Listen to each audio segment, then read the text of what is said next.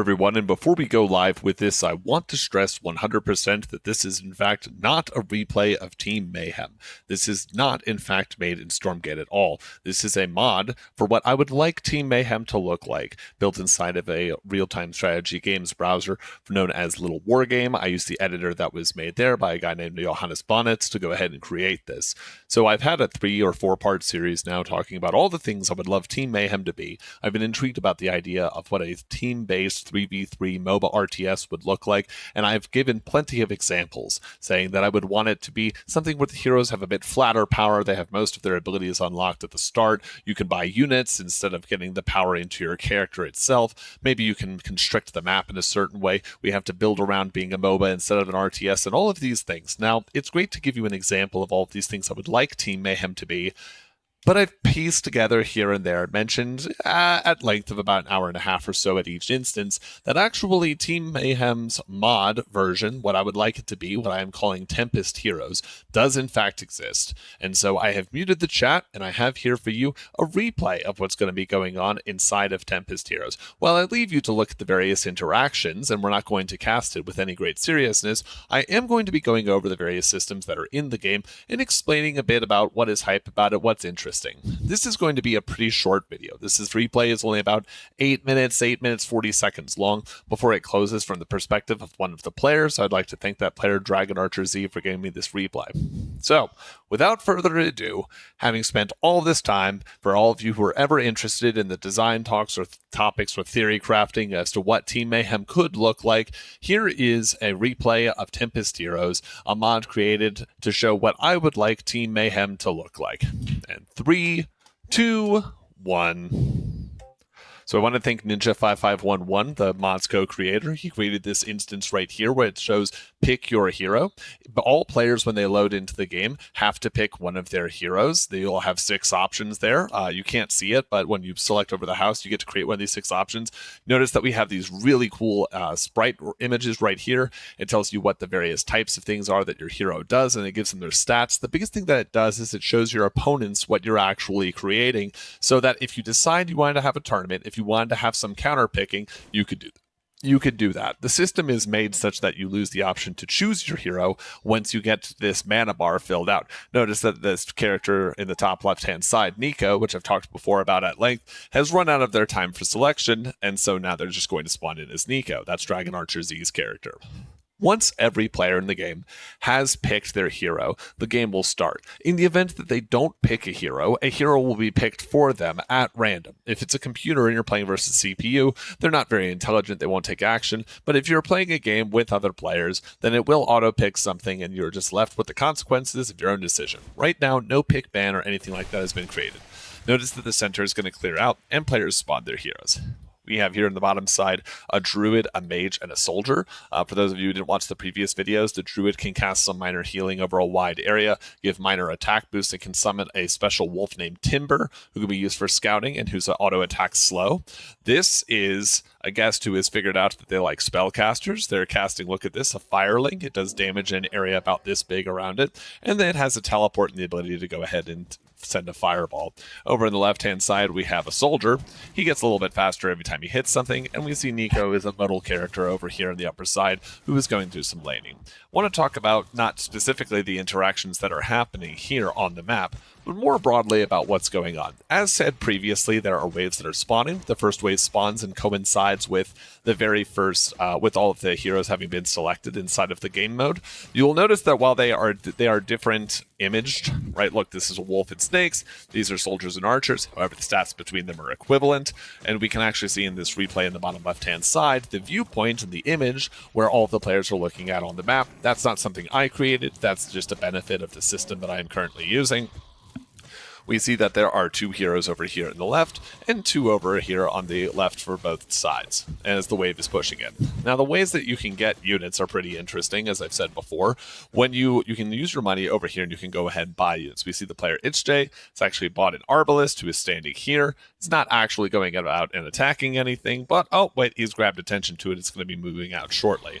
We see an interaction point over here with a basic wave, as it's going to be a mage attacking it. One of the other ways that you can get economy in this game, besides last hitting through minions here, is by passive gain of resources over time, or by killing your opponent's units. Let's go ahead and look over here. You see the fireball has gone and chunked a lot of the wave over here, but some damage is getting done as Nico and Mage, both spellcasters, are getting shoved back to the side.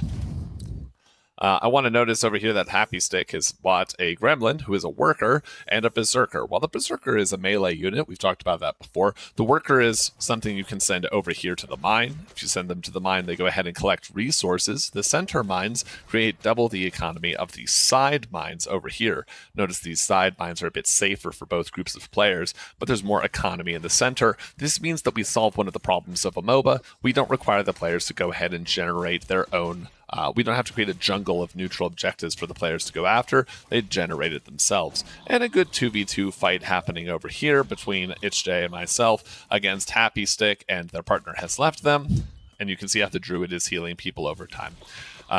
You can see that a lot of focus is going on to the economy, but players can also buy units over here. Players can also buy their ultimate abilities in the center area. You see this fountain. It's just like any other fountain in any other MOBA. It rapidly increases your hit point and mana regeneration rate while you're inside of it. You can also click on the ball that is your unique color, and you can spend 150 gold, which is the resource in this mod, to go ahead and get your ultimate ability. We're not going to bring up too many things over here other than to note that there is a rate of income that you can see over here on the side that indicates how much gold both sides have lost and how much they currently have. We're going to go ahead and blank that to nothing for now. Now, I want you to notice how all of these things kind of tie together. Even though this is a 3v3, and one of the players is having a bit of difficulty over here, while there is pushing over here on the left side and a 2v1 interaction. On the right side, it's a bit better for the top side team. After all, the Dragon Archer Z is running back here to get some healing. We'll see how the fountain works shortly, and you can see how this is beneficial to both sides. There's a push and pull because the number of players on both sides is changing, and because there's 3 players and only 2 lanes, you have a very League of Legends, Smite, Dota 2 possibility here of people being in a 1 versus 2 lane or a 3 versus 2 lane. One of the things that I've talked about at length with another person, and I won't credit his name publicly, but he's a pretty standout guy from another game community, he mentioned to me that one of the important things about a mod like this, a game style like this, is that actually MOBAs tend to have pretty long lanes. And the purpose of having long lanes is that you can go a great distance and then be punished and cut out and attacked. Now, I want to notice over here that we see this Dragon Archer Z's Nico gets killed by the Mage. The Mage player is very happy at that outplay, but specifically in this mod, in this map, the map is quite small, and so you might think that that makes it that ganks are not as possible, but actually it goes both ways. Because the amount of distance that you have to travel isn't so great, you can escape out of danger a bit more easily, but because the map is more congested, it's a bit constricted, it's a bit tighter, getting ganked is a much easier matter for you to initiate onto an opponent. Also, I want to talk a little bit about how the towers work here. This is something that we're thinking about changing in the future. The towers actually work they notice they don't respawn, and the workers can't ever construct additional ones to bring them back. The way that the towers work is they will attack the nearest enemy unit that is closest to their to their circle of interest. It is possible that we will change it to be something more like the League of Legends style system, where if your hero is attacked under a if your hero is attacked, then your hero gains increased attack priority. For anyone who doesn't do game modifications very often, that just means it's a bit more likely that you're actually going to get attacked by all of the minions in the wave or by the tower natively anytime that you deal damage to the other character, to the other hero. This stops a giant wave from being gathered on you as you then get dove. We're going to see an organized attack happen over here on the Tower of Dragon Archer Z as they're moving out of position, bringing some units over here to go assist with that. And we see that Happy Stick is just happily sticking to his plan of shoving the wave forward. The end goal in both of these cases, again, we're kind of glossing over this because I talked about it for 4.5 hours before this, is to kill the enemy's Nexus. The Nexus is a heavily armored building that over time it has 30 armor, 30 StarCraft-style armor. That means that any damage that would be dealt to this structure is lowered by 30. And as you can notice, here's a big tanky melee hero. Even at level 4, it's only doing 34 damage a hit. And this thing has 1,000 health. How are you ever going to, or 3,000 health? How are you ever going to kill it? And the answer to how you ever kill this thing is that actually every time it takes damage, it loses 1 armor for a period of roughly 30 seconds. We can see there's an attempted tower dive here, and the big stat increase to indicate indicate the ult of Unyielding getting cast by the Soldier hero. We also saw a previous cast from Dragon Archer Z of Chains, whose purpose right there is to go ahead and top off the tower and heal it off. This just shows the difference between the characters, right? A simple spellcaster, a more complex spellcaster, a very simple melee character. Notice that we can assume the bottom side team is winning because there is this gigantic gold revenue that is going their way. Something else that I want to mention is that if your opponent can't kill you with such things as their own heroes, these extra berserkers, they can't grow their economy past a certain point, right?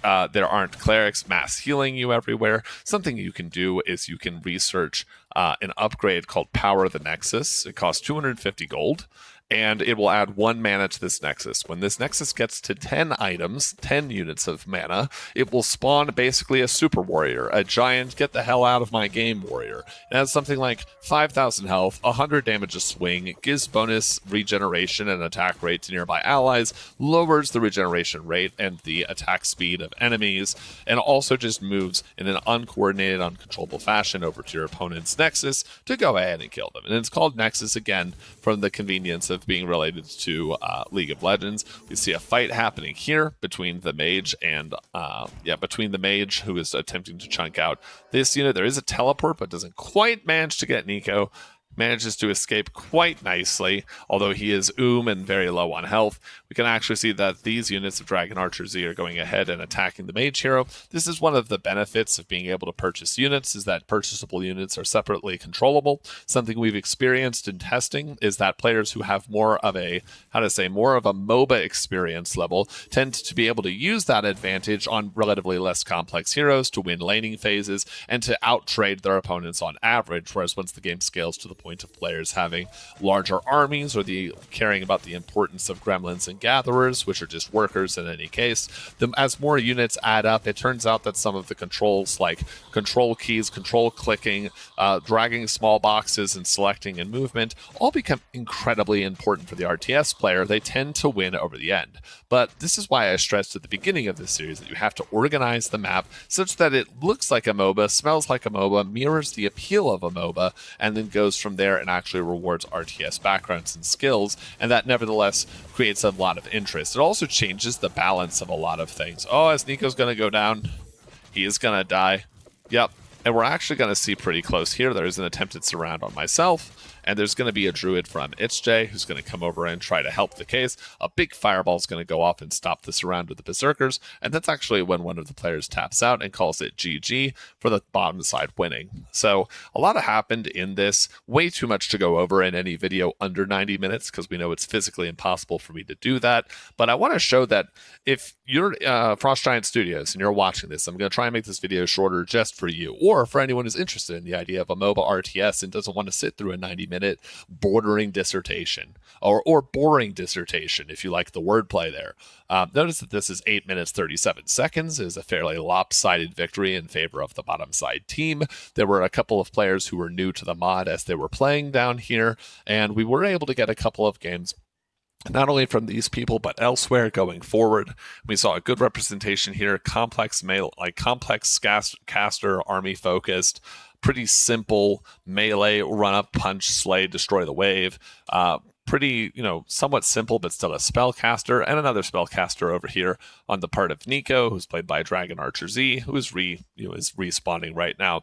I think that this game length speaks to the desire of Team Mayhem's length inside of AMA and public-facing conversations, and from what we have been able to see of Team Mayhem publicly, it does represent this idea of there's going to be 3 of you, you're going to be on a team, you're going to have heroes, you're going to have kind of a limited cast of units that you can generate for yourself. And then also there is a single structure, so there's no player elimination. Structuring like a MOBA, which has not only been more popular as a genre in the last decade, maybe even the last 15 years, but has also natively solved a lot of the problems that RTS team games have inherently faced, is pretty interesting. I think it provides a smooth onboarding, a smooth ramp. And I've gotten a lot of comments asking, oh, is this just Supreme Commander, or isn't this just something else? I've gone and looked up all of the references of all the YouTube comments and all of the Reddit posts and all of the private messages I've received through Discord and through other social media, and I really haven't found anything that quite captures the simplicity of this game. I will say that the current structure, the current numeric values associated with this mod made by myself and Ninja5511 have borne fruit, that in 3v3s that are more competitive, we have seen something on average of 12 to 16 minute games. We have seen very few games that do break the 16-minute mark, because once the game threatens to go that long, the team that has an economic advantage presses their I want to win the game button, spends 2,500 gold as a team to funnel into the Nexus, and forces the game to end, which kind of rounds out the game and makes it end a little earlier than it feels it should, which is good because that makes players want to play another round. Even the shortest game here, this game at 8:37, doesn't actually end for the full surrender of the top side team, even in this fairly imbalanced scenario, until about 9 minutes. So 9 minutes is the smallest that we have seen with the current balance, the current iteration, and we're playing with players who have quite well-documented skills. We have players who are Diamond Plus in League of Legends. We have players who are multiple players who are Platinum Plus in League of Legends. We also have players who are Masters, or in some cases even Grandmaster inside of RTSs like StarCraft 2, or are more capable in other RTSs and nevertheless show their skill. This is just kind of something that has rewarded the skill of people who are good at one game mode or the other. And I would really stress Frost Giant Studios take a look at this, really reconsider if this is consider if this is something that they want Team Mayhem to look like. You can look it up on site of littlewargame.com. It's just the website's name. And if you go look for the map, you can just hit play. I would hit play, not play versus CPU. And you look for Tempest Heroes. Let me go ahead, and that is TEMPESTHEROES, Tempest Heroes. You can go ahead and play this. The only rule that I would tell you of is that players 1 and 4 have to be inside of the game, as they are natively controlling due to the limitations of the engine. They're the ones who are being have these units controlled, the minions. Make no mistake, you can't control the minion waves or stop them from hurtling towards your opponents. And we are interested, myself and Ninja, in looking at which way the game bends. If we find that the game goes a bit longer, then we're going to make things such as the ability to permanently power up your wave, right? Because we don't want the game to go past too much of that 16-minute mark. We want it to end and feel like it's making forward progress. So if the game takes too long to end, we'll make it so that you can purchase upgrades for waves, make the waves stronger themselves. Maybe we'll make it so that the heroes get a second ultimate. If, however, the game isn't going long enough, then what this indicates to us is that either the rate of the economy is too high, or if players are really satisfied with what they're getting, that maybe the advantage of killing other units is too powerful. Anytime you kill another structure, you get 60 or 120 gold. Anytime you kill another hero, you get 50 gold. Anytime you kill a unit that another player has purchased, you get 25% of the value of gold that they have spent on it, right? Kind of as a gold bounty system. If the game is ending too quickly and everyone is just camping after the first couple of minutes, let's say 3 or 4 minutes of interaction, then we can either increase the power of the towers, change the way that the attack priority works for those towers, increase the size of the waves themselves while keeping their stability, making it harder to push one way or the other, or perhaps we'll make it such that the comeback mechanics, the safety gold back here, or the idea of getting any gold back when your own unit dies, gets expanded upon to make it last a little longer. So far, we're very satisfied with the 12 to 18 minute mark of games that we have actually played, 12 to 16 minutes more commonly, and I really would love to see something like this for Team Mayhem come out of Frost Giant Studios. I would again stress, as my final point, that while I did make this inside of Little Wargame, again, free browser, home game of mine, and I'm very familiar with the editor, I'm just not as familiar with, for instance, the StarCraft 2 editor, which would be equally capable or more capable of generating this kind of gameplay. I would have loved to have made this inside of Snowplay, inside of Yedit, inside of whatever the name ends up being of Stormgate's own, Frost Giant Studios' own custom editor that they will be releasing at some point after or way after version 1.0. And I would have made this inside of their editor if I had one, Dinkelberg style. Well, thank you so much for taking a look at this. And if you're interested in hearing more about or playing more of Tempest Heroes, then yeah, go ahead, hit me up, let me know. Anyone can privately message me, and mum's the word if need be. You know what it means. All right, take care, everyone. Thanks again. Bye.